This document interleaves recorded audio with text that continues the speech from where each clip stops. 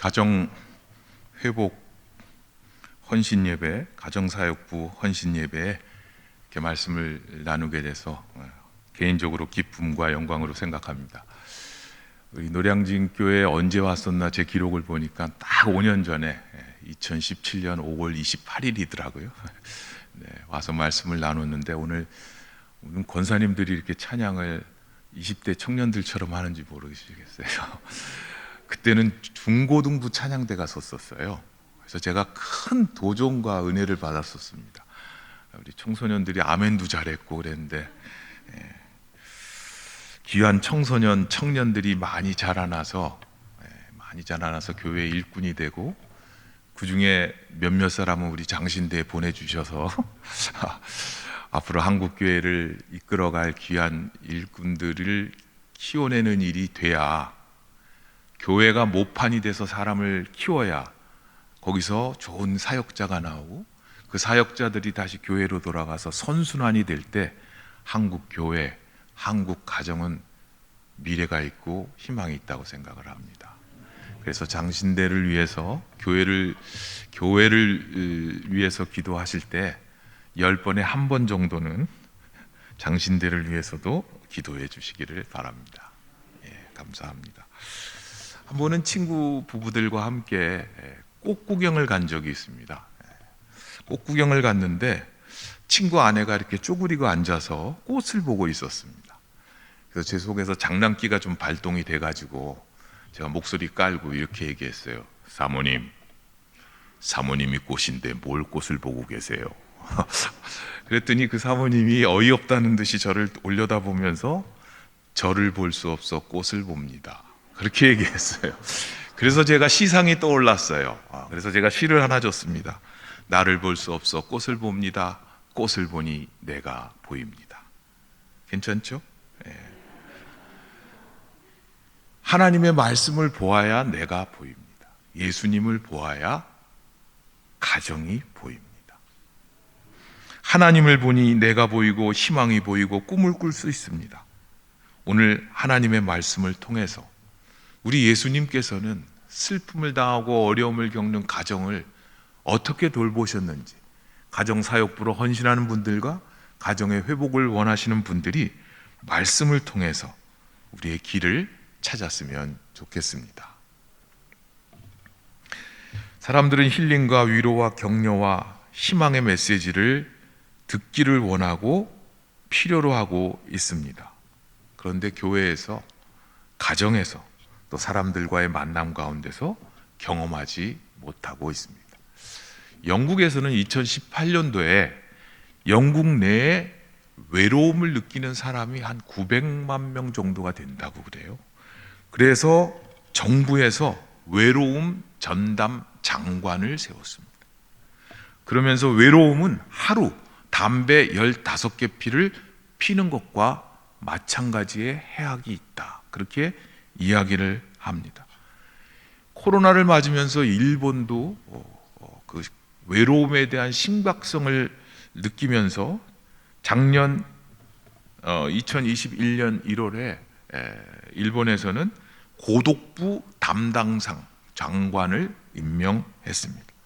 코로나 시대를 겪으면서 청년들과 청소년들의 극단적 선택이 늘어나고 있고, 우리나라도 10년 정도 그 극단적 선택이 줄어들다가 최근 늘어나면서 여성 청년들, 청소년들의 그런 비극적인 일들이 우리 주위에서 일어나고 있습니다.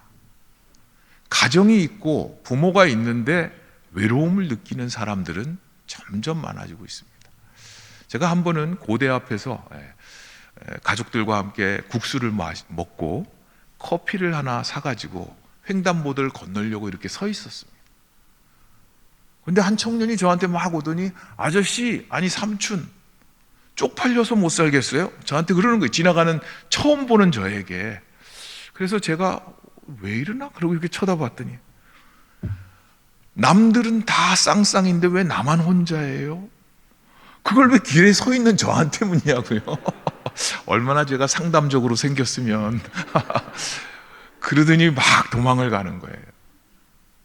남들이 아름다운 모습을 보면 박수를 치고 잘 됐으면 좋겠다 이렇게 생각해야 되는데, 나는 왜 이럴까? 나는 왜 혼자일까? 그런 생각을 하는 청년들이 또한 있습니다. 오늘 읽은 성경 말씀은 나인성의 홀로 된 여인, 오래전에 남편을 잃고 하나밖에 없는 아들, 남편으로 여기며 살던 그 아들마저 잃은 여인의 장래 행렬에 관한 기록이 있습니다. 이 여인은 뼈저린 슬픔 속에 있었을 것입니다.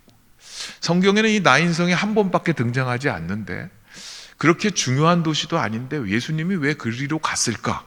그것도 의아스럽지만 아마도 학자들은 이 여인을 만나려고 예수님은 그리로 갔을 것이다, 그렇게 이야기를 합니다. 이 나인성에서 사랑하는 아들을 잃은 이 여인이 장래 행렬이 성 밖으로 이렇게 나옵니다. 지금처럼 길이 넓지도 않았을 텐데 한 장래 행렬이 나오고 있고요. 또 예수님을 따르는 사람들이 예수님의 기적과 이적을 경험하고 예수님을 찬양하며 환호하며 나인성을 향하여 들어가고 있습니다. 기쁨의 행렬, 즐거움의 행렬, 예수님과 함께하고 있는 이 행렬과 자식을 잃고 슬픔 가운데 무리들이 같이 울면서 나오는 그런 행렬이 서로 마주치게 됩니다. 길을 가다 보면 종종 그런 걸 경험하죠. 저도 어제 조카가 결혼을 해서 갔는데 그 교회 앞에 신혼차가 딱 꽃단장하고 신혼여행 떠나려고 쫙 있더라고요. 어디로 가는지는 약이 올라서 안 물어봤는데요. 그런 결혼식의 차와 까만 리무진에 살아서 행전에 한 번도 못 타보는 차잖아요. 그죠? 죽어야만 탈 수 있는 리무진의 장례차가, 운구차가 이렇게 둘이 마주친다고 생각을 해보십시오. 여러분의 삶을 돌아보고 가정을 돌아보면서 나는 기쁨의 행렬 가운데 있는가, 슬픔의 행렬 가운데 있는가, 한번 생각해 보실 때 오늘 이 성경의 사건은 우리가 슬픔의 행렬에 있더라도 복된 소식이 있고 기쁨의 소식이 있고, 기쁨의 행렬에 있는 사람들은 어떻게 가정을 섬기고 슬퍼하는 자들을 섬겨야 될지를 우리에게 잘 가르쳐주고 있습니다. 예수님께서 사람을 살린 사건이 성경에는 3번이 나옵니다. 하나는 회당장 야이로의 딸을 살리신 사건이 있고요, 우리가 잘 알고 있는 마르다의 오빠 나사로를 살린 사건이 있습니다. 성경에 보면 그들이 요청을 해서 예수님 빨리 와주세요, 지금 죽어갑니다.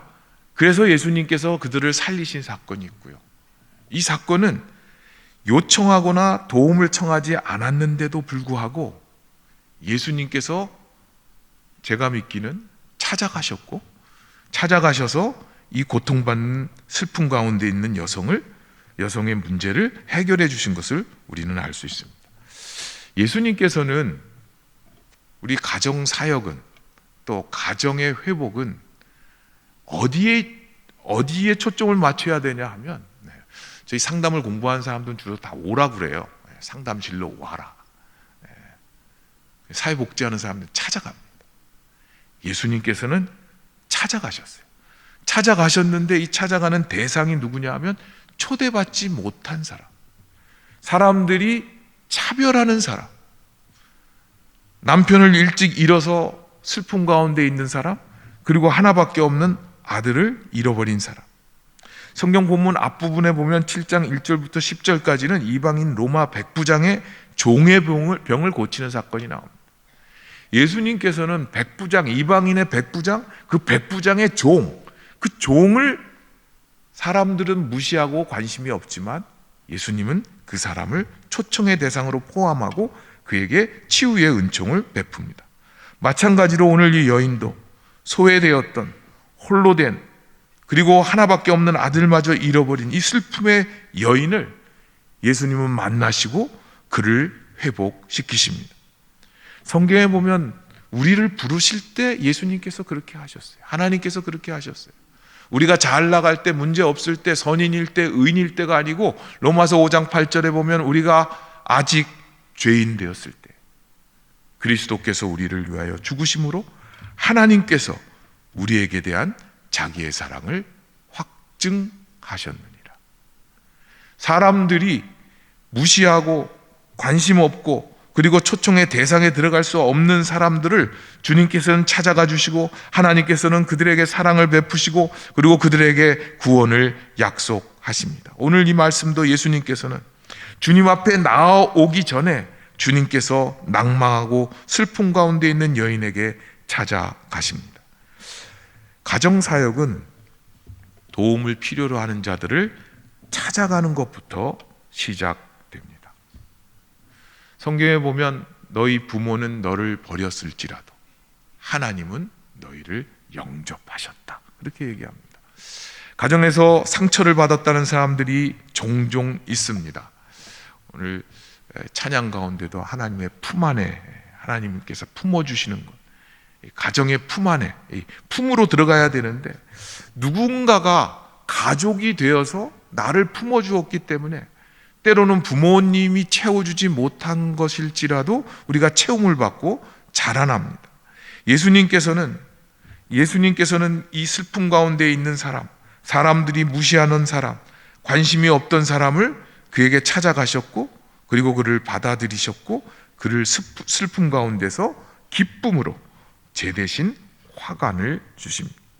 예수님께서 이 땅에 오신 목적은 예수님께서 이사야를 인용해서 누가복음 4장 16절에 말씀하시는데 선지자 이사야의 귀를 들이거늘 책을 펴서 이렇게 기록한 데를 찾으시니 주의 성령이 내게 임하셨으니 이는 가난한 자에게 복음을 전하게 하시려고 내게 기름을 부으시고 나를 보내사 포로된 자에게 자유를 눈먼 자에게 다시 보게 함을 전파하며 눌린 자를 자유케 하고 주의 은혜를 전파하게 하려 하십니다. 주님께서 이 땅에 오신 것은 가난한 자들에게 복음을 전파하시고 포로된 자에게 자유를 주시고 눈먼 자를 다시 보게 하시고 눌려진 자들에게 자유를 주시고 해방을 주시고 하나님의 은혜를 경험케 하도록 이 땅에 오셨다라고 말씀하고 있습니다. 교회는 문턱이 낮아서 올 수 없다고 여겨지는 사람들이 마음껏 오게 하셔야 합니다. 제가 좋아하는 찬양 가운데 미국 교회 침례교회 가면 꼭 이 찬양을 불러요. 매주 불러요. 339장인데 큰 죄에 빠진 날, 아니지, 이 찬송이 아니죠. 큰 죄에 빠진 날 위에 주 보혈 흘려주시고, 이런 찬양인데요, 우리 번역에는 안 나와 있어요. 근데 영어 번역에 보면 어떻게 되어 있냐면 Just as I am without one plea, 이렇게 되어 있어요. 그 말씀은 내가 한 번도 간청하거나 간구하지 않았음에도 불구하고 주님께서 우리 있는 모습 그대로 받아주셨기 때문에 나는 거저 손들고 주님 앞에 나아갑니다. 주님께서 하신 말씀이 그것이죠. 내가 이 땅에 온 것은 병들고 잊혀지고 포로되고 슬픔 가운데 있는 자들에게 내가 구원을 위해서 왔다, 그렇게 주님께서 말씀하시고 있고, 그 일을 위해서 주님께서 이 나인성 과부를 만나는 사건을 통해서 우리에게 교훈을 주고 계십니다. 그렇다면 예수님을 만나면 어떻게 됩니까? 예수님을 만날 때 장래 행렬이 기쁨의 행렬이 되고, 낙심 가운데 있던 사람이 소망을 걷게 되고, 그리고 죽음의 행렬이 부활의 행렬이 되게 됩니다. 여기 보면 예수님께서는 어떻게 하셨는가? 그 사역의 슬픔의 장래 행렬이 오고 있을 때 하나님의 말씀은 이렇게 되어 있습니다. 13절에 오늘 본문에 보면 주께서 과부를 보시고 불쌍히 여기사 울지 말라 하시고 가까이 가서 그 관에 손을 대시니. 보는 눈이 매우 중요합니다. 우리 앞에 닥쳐져 있는 일들, 우리 가정 내에 교회 내에 슬퍼하는 사람들을 볼 수 있는 눈이 있어야 됩니다. 우리는 영화를 보다가 무서운 장면이 나오면 눈을 감습니다. 그렇죠? 눈을 감으면 아무것도 안 보이죠? 그러면 그 사건이, 그 상황이 없어진 것일까요? 영화 가운데는 거기에 또 음악이 깔려요. 무서운 음악이, 빠른 음악이 막 깔려요. 눈 감으면 더 무섭습니다. 근데 실제로 일어나고 있는 일들을 보지를 않아요. 베드로가 예수님을 3번 부인하고 멀찍이서 예수님을 따라갑니다. 예수님이 잡혀가시다가 주께서 돌이켜 베드로를 보시니 베드로가 주의 말씀 곧 오늘 닭 울기 전에 내가 3번 나를 부인하리라 하심이 생각나서 밖에 나가서 심히 통곡하니라. 주님이 고개를 돌려서 3번 부인했던 베드로를 바라보시는 그 보시는 눈빛은 어땠을까? 이건 약간의 상상력이 필요하지만, 거 봐라, 내가 너 그럴 줄 안다고 경고했지, 너 경고했는데도 불구하고 너 그따위밖에 못하냐, 이런 질책과 꾸중의 눈빛이었을까요? 아니면 예수님이 멀찍이서 눈을 돌아보며 멀찍이 서 있던 베드로와 눈이 마주쳤을 때 내가 원하지만 너의 힘으로는 할 수 없구나, 불쌍히 여기는 눈이 아니었겠습니까? 그래서 저는 예수님께서 바라보신 눈빛, 그 눈을 우리가 닮아야 되겠다. 그래서 제가 하는 첫 번째, 제가 아침에 일어나면 외우는 게, 눈길은 부드럽게 해야 되겠다. 째려보지 않고, 핏기서린 눈으로 째려보지 않고. 오늘도 앞에 차가 확 끼어들더라고요. 눈에서 레이저가 그냥 확 나가려고 그러다가, 나 목사지, 나 오늘 교회에서 설교해야지. 눈길은 부드럽게. 제가 예전에 어렸을 때 이 어린이 주일학교 다닐 때요, 어머님이 늘 10원씩 주셨어요. 그럼 10원씩 제 교회 가서 헌금을 하는데, 그때는 이제 이렇게 뭐 교육관이니 이런 게 없기 때문에 본당에서 어린이 예배를 드리고, 뭐 1반, 2반, 3반 이렇게 쭉 앉아서 선생님이 출석을 부르고 거기다가 헌금을 써요. 5원, 10원 이렇게. 근데 어머님이 늘 10원씩 주셔갖고 10원 썼는데, 마지막 교회 입구에 가면은 거기 시장통인데 저를 유혹하는 악한 세력들이 있어요. 근데 거의 그거를 이겨냈는데 어느 날 그거를 횡령한 거죠. 저는 지금도 그때 그 주일학교 선생님 눈빛을 잊을 수가 없어요. 저를 이렇게 묵그람이 쳐다보셨어요. 심증은 가는데 이거를 너 횡령했냐? 이렇게 물어볼 수는 없는 그 안타까운 눈빛. 주님이 우리를 바라보실 때 아마 그렇게 바라보실 것 같아요. 주님이 당신은 이 장례 행렬이 그 관이 나가고 그 앞에 유족이 서고 그 다음에 사람들이 이렇게 서 있었다고 그래요. 그러니까 어머니가 제일 앞에 섰을 거고 예수님께서 그걸 바라보셨어요. 그걸 그냥 가실 수도 있었는데 부드러운 눈길로 어떻게 바라보셨냐면 불쌍히 여기셨다. 불쌍히 여기셨다는 것은 심장이 마구 뛰었다는 거예요. 제가 우리 교회 청년 중에 하나가 교회를 잘 나오질 않았는데 갑자기 아버님이 신문 사러 가셨다가 심장마비로 돌아가셨대요.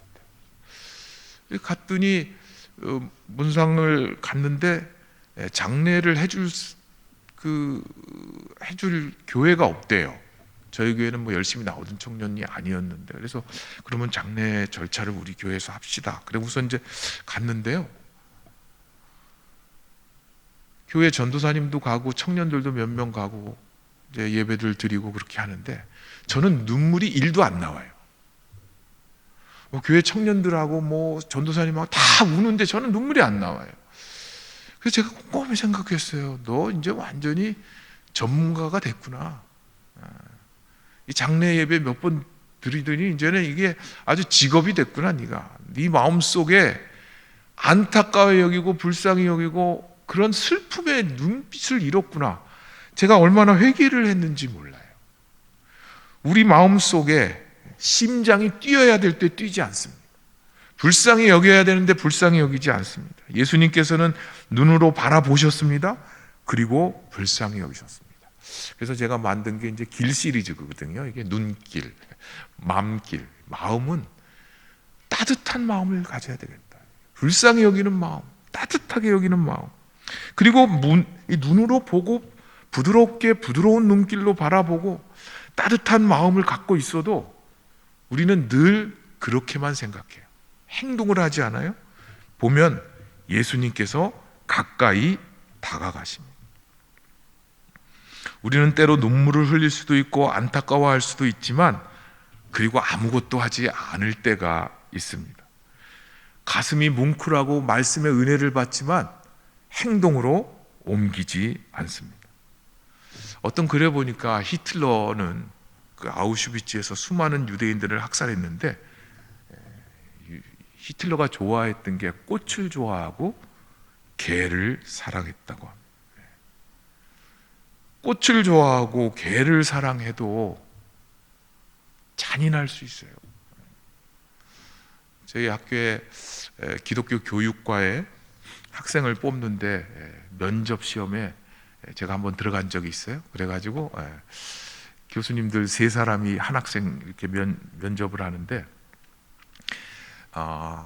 지원자 학생이 좋은 교사의 자질을 갖고 있다고 한다면 뭘 갖고 있습니까? 그랬더니 저는 개를 좋아합니다. 그래요. 저는 개한테 물려본 경험이 있어갖고 개를 무서워하거든요. 제 옆에 연세가 좀 있으셨던 여자 교수님도 개를 싫어하셔요. 그래서 저희가 우리는 개를 별로 안 좋아하는데 그러면 우린 교사가 잘못된 거냐? 이렇게 물었더니 얘가 막 펑펑 울면서 잘못됐어요. 잘못됐어요. 아이고 참 귀여운 학생이었어요. 아마 들어왔을 거예요, 학교에. 나중에 와서 얘기는 안 하는데, 우리가 꽃을 사랑하고 애완동물을 사랑하고 그래도 우리의 행동은 사람을 위해서 하지 않을 때가 많이 있습니다. 예수님께서는 이 나인성으로, 이 성문으로, 이 슬픈 여인에게로, 죽어있는 이 청년에게로 가까이 다가가셨습니다. 그래서 제가 내 발은 도움을 필요로 하는 사람들에게 좀 민첩하게 움직여야 되겠다. 그래서 제 아내가 여보 그러면 바로 손 들고 달려가. 넵! 민기적거리지 않는다. 아빠 그러면 그래. 왜? 발길은 민첩하게 가까이 다가간다. 3가지 외우셨죠? 눈길은 부드럽게 한다, 마음길은 따뜻하게 한다, 발길은 민첩하게 한다. 그리고 예수님께서 손을 대셨어요. 당시의 관에나 죽은 사람에게 손을 대는 것은 매우 부정이 타는 일이에요.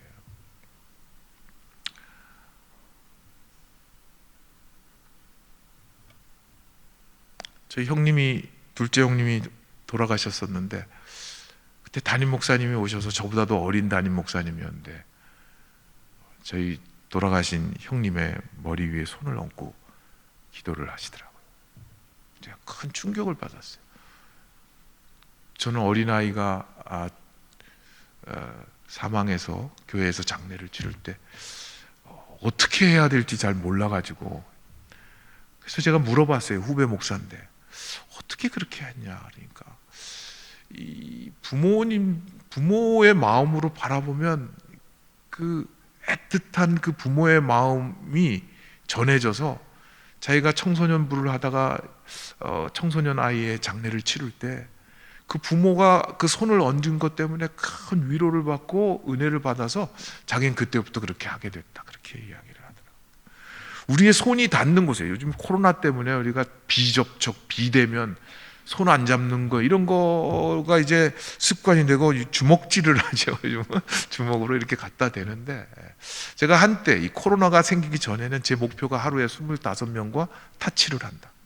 손을 잡고 눈을 똑바로 마주치고 바라본다.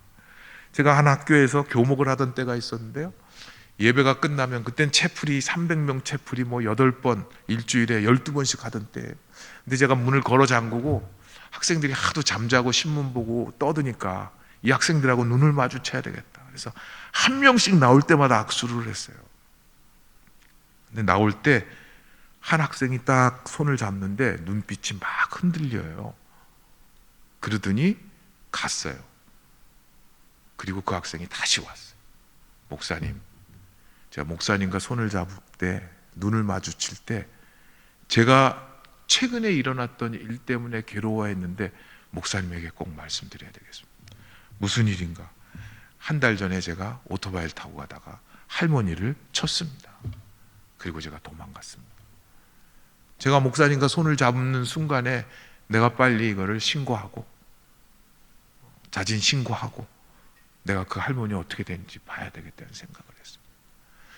우리의 손과 손이 마주칠 때, 눈과 눈이 마주칠 때 우리는 그 사람이 갖고 있는 아픔을 공유할 수 있고 공감할 수가 있습니다. 예수님께서 그 손을 내밀어서 그 죽어있는 청년의 관유에 손을 대셨습니다. 그리고 그 손길 때문에 장래 행렬은 멈추게 되었고 그 생명이 살아나는 일이 일어나게 됩니다. 너무 잘 들으셔갖고 30분 만에 끝내려고 그랬는데 자꾸 얘기가 나오네요. 한 번은 제가 대학로에 연말에 교회 모임이 있어서 갔었는데 좀 일찍 가갖고 그 전철역에 이렇게 앉아 있었어요. 앉아 있었는데 어떤 할머니가 이렇게 저한테 오시더니 1,000원만 주세요 그러는 거예요. 빨리 1,000원 드리고 보내드려야 되겠다. 그래 얼른 1,000원짜리 꺼내서 이렇게 눈도 안 마주치고 빨리 드렸어요. 그랬더니 이 할머니 1,000원짜리를 받으시고 이러시는 겁니다. 복 받으실 거예요. 그래서 그냥 가시지. 그러더니 이렇게 말씀하셨어요. 성경에도 주는 자가 복되다고 하십니다. 하나님께서는 모든 사물을 다 필요에 따라 만드셨습니다.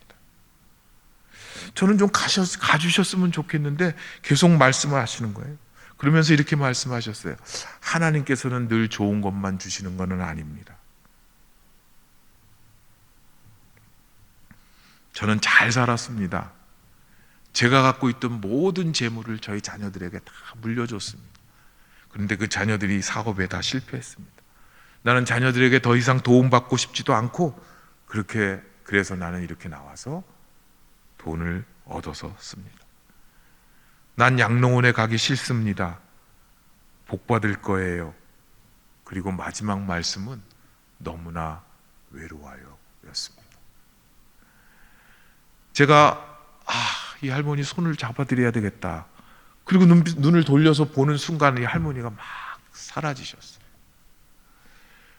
우리가 조금만 관심을 가지고 바라보면 우리에게 말씀하고 싶은 사람이 너무너무 많은데 그 말을 누구하고 해야 되냐면 가정에서 어머니하고 아버지하고 형제하고 교회의 성도들하고 나눠야 될 많은 이야기들을 이 세상에서 들어줄 사람이 없어서 슬퍼하고 힘들어하는 사람들이 너무나 많이 있습니다. 우리의 손길은 다정하게 내밀어야 됩니다. 눈길은 부드럽게, 손길은 다정하게, 발길은 민첩하게, 맘길은 따뜻하게. 그리고 예수님께서 말씀하셨습니다. 불쌍히 여기사 울지 말라.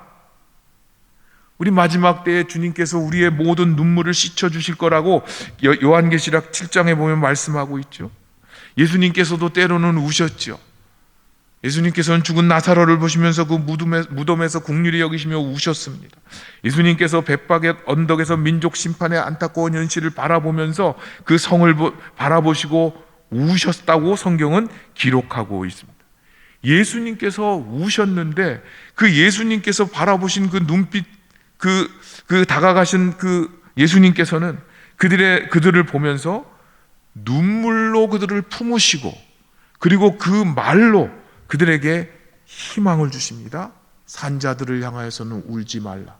죽어있는 청년을 향하여서는 내가 네게 말하노니 일어서라. 우리의 말은 사람을 살리는 희망의 말, 생명의 말을 해야 된다.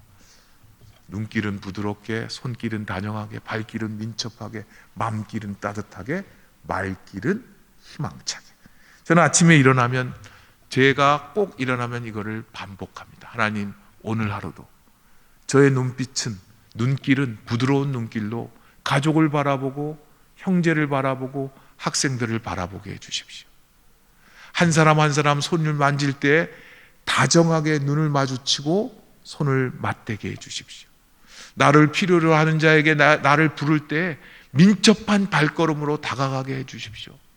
슬픈 사람, 아픈 사람, 외로운 사람들을 바라볼 때 이 마음, 심장이 마구 뛰고 따뜻한 마음으로, 불쌍히 여기는 마음으로 바라보게 해주십시오. 오늘 내가 뱉는 이 말들 가운데 생명을 살려내는 희망찬 말을 뱉으며 살게 해 주십시오. 결국 예수님의 이 손길이 닿는 곳에 무슨 일이 일어납니까? 생명의 변화의 역사가 일어납니다. 기적이 일어납니다. 요즘 교회마다 걱정이 많습니다. 저출산으로 아이들이 교회에도 없고, 또 코로나가 풀려도 교인들이 교회로 돌아오지 않는 것 같아서 걱정이 많습니다. 그런데 여기에 보면 생명이 변화되면 생명의 소식이 전해지고 생명의 소식이 전해질 때 우리 가운데 큰 선지자 예수님 메시아가 오셨다, 그 하나님께서 자기 백성을 돌아보셨다라는 소문이 온 유대와 사방에 두루 퍼져나갔다, 그렇게 말씀하고 있습니다. 이 노량진 교회에도 똑같은 역사가 일어나길 바랍니다. 변화의 역사가 일어나서 죽어가던 생명이 살아나고 생명을 얻은 기적의 이야기가 펼쳐져서 이 노량진 교회 때문에 예수님에 대한 놀라운 소문이 두루두루 퍼져 나가야 할 것입니다. 루스벨 그레엄이라는 빌리 그레엄 목사님의 사모님이 계신데, 그분은 성도를 이렇게 정의했습니다. 성도란 예수님을 믿기 쉽게 만드는 사람이다. 저는 여러 정의가 있지만 이 정의를 굉장히 좋아합니다. 저를 돌아보면서도 요즘 오늘날 교회가 어려운 것 중에 하나는 예수님을 믿기 어렵게 만드는 놀라운 분들이 많잖아요. 그 중에 목사 때문에, 교회 중직 때문에, 교인 때문에 오히려 예수님을 믿기 어렵다는 사람들이 있어요. 제가 상담했던 한 여성은 이렇게 얘기를 합니다. 자기는 안 믿는 가정에 시집 왔는데, 용서하고 들으세요 우리 권사님들, 시어머니 권사님 때문에 너무 상처를 많이 받은 거예요. 그래서 저한테 이렇게 얘기하는 거예요. 상담받으러 와서, 선생님, 만약에 우리 시어머니 천국 가신다면 내 손에 장을 지져요. 그리고 진짜 천국이 있어서 시어머니 천국에 가시면 나는 차라리 지옥에 가겠어요. 못된 며느리죠. 어떻게 그런 말을 할 수 있어요? 그렇지만 잘 생각해야 돼요. 예수님을 믿기 쉽게 만들어야 되는데 예수님을 믿기 매우 어렵게 만들어요. 자녀들이 부모를 보면서 그런 생각을 합니다. 내가 경제적으로 독립이 안 돼갖고 어쩔 수 없이 여기 살지만 언젠가 내가 독립의 날이 오면 교회는 절대로 가지 않을 것이다. 와서 이렇게 얘기해요. 목사님, 우리 엄마 아빠는 위선자예요. 나는 할 수 없이 교회에 끌려 나오지만 내가 독립적인 존재가 되는 순간 교회는 영원히 빠이빠이입니다. 저한테 그렇게 충격적인 얘기를 했어요. 우리의 가정은, 우리의 교회는 예수님의 소문이 펼쳐질 수 있도록 해야 돼요. 예수님의 소문이 펼쳐지는 건 간단한 겁니다. 뭐예요? 우리의 삶에 변화가 일어나야 돼요. 제가 5년 전에 온 걸 기억하시는 분 한 분도 없잖아요. 그죠? 제가 제 기록을 보고 저도 찾아냈으니까. 근데 5년 전에 제가 온 거를 본 사람은 저보러 변했다 그래요. 최근에도, 오늘도 우리 교회에 갔는데 한 청년이 저를 보더니 목사님 그러더라고요. 뭐가 변했는지 아세요? 요즘에 뭐 제품을 소개하면 안 되니까 뭐 제품 샴푸를 써가지고요, 머리가 이상해졌어요. 저는 그런 거 싫어하는데 제 아내가 하라 명하시니 제가 하고 있습니다. 학생들이 저를 보고 질문을 해요. 교수님 변하셨어요? 뭐가 변했는데? 머리카락이. 여러분, 머리카락 색깔만 변해도 사람들은 질문을 해요. 변했다는 것을 알고 있다. 우리 속에 살아계신 예수님이 계신데 왜 사람들은 질문을 안 할까요? 이 어려운 때에 당신은 어떻게 믿음으로 살아가고 있는지 나도 배우고 싶습니다. 왜 질문을 안 할까요? 어느 날 제 딸이 자기 마음이 꿀꿀해가지고 미용실을 가겠대요. 아니, 꿀꿀하면 그냥 쉬지 왜 미용실을 가요? 그래서 같이 가자고 그래서 제가 같이 갔어요. 저도 그 미용실을 한 1년 반 정도 다닌 미용실인데, 토요일 날 오후에 갔는데 그 미용실에 있는 원장, 실장 뭐 이런 사람들이 이렇게 자꾸 문을 바라보면서 오실 때가 됐는데 안 오시네, 오실 때가 됐는데 안 오시네 그래요. 그래서 제가 오실 때가 됐는데 누가 오신다는 거예요? 그랬더니 이쁜이 할머니가 오신다는 거예요. 이쁜이 할머니. 이 할머니는 토요일 날 4시, 5시쯤 와가지고 머리를 다듬는데 이렇게 말씀하신대요. 내일 주님 만나러 가는 날이기 때문에 예쁘게 해야 됩니다. 그래서 제가 너무 충격을 받았어요. 그래서 그런 훌륭한 분이 계시냐고 내가 인터뷰를 좀 했으면 좋겠다. 그치, 저를 이렇게 보더니 그 실장이라는 사람이 이렇게 보더니 교회 다니세요? 저한테 그래서 아니 나도 교회 다닌다고. 그랬더니 주일날도 오시고 그러던 것 같은데, 아니라고, 나도 주일날 교회 가려고 이렇게 왔다고. 그랬더니 에이, 교회 다니셔도 천주교인 같으신데. 그래서 제가 천주교인하고 교회 다니는 교인하고 뭐가 다르냐 그랬더니 저한테 이렇게 얘기했어요. 제가 얼마나 상처가 됐으면 이렇게 잘 기억하겠어요? 에이, 교회 다니셔도 날라리 교인 같아요. 목사 보고 날라리 교인 같대요. 제가 목사인 게 드러날까봐, 내가 권사인 게 드러날까봐, 혹시 내가 권사인데 뭐 행동을 잘못하고 목사인데 행동을 좀 잘못해가지고 예수님께 누가 되고 우리 노량진 교회에 누가 될까봐 우리는 숨기고 가리고 안 드러내고 그러지만 불꽃 같은 눈으로 옆집에서 다 알고 있어요. 자동차 세워놓은 거에 뒤에 성경책 올라간 거, 앞에 십자가, 여기 노량진 교회 붙인 거, 이거 보면 다 알아요. 제 아파트에서 제가 목사라는 말 한 번도 안 했는데 다 알아. 교인 거기 있는 사람들이에요. 다 알죠? 그리고 불꽃 같은 눈으로 봐요. 그래서 제가 그날 나오면서 고백을 했어요. 나 사실 목사다. 그동안 내가 목사인데, 목사라고 한 거, 나도 이제 주일날 예수님 만나러 가려고 그런다. 저는 그 권사님, 별명이 이쁜이 권사님, 긍정 에너지 권사님, 권사님 아닌 줄 알았어요. 근데 나중에 제가 궁금해서 계속 찾았더니 드디어 권사님이라는 게 밝혀졌어요.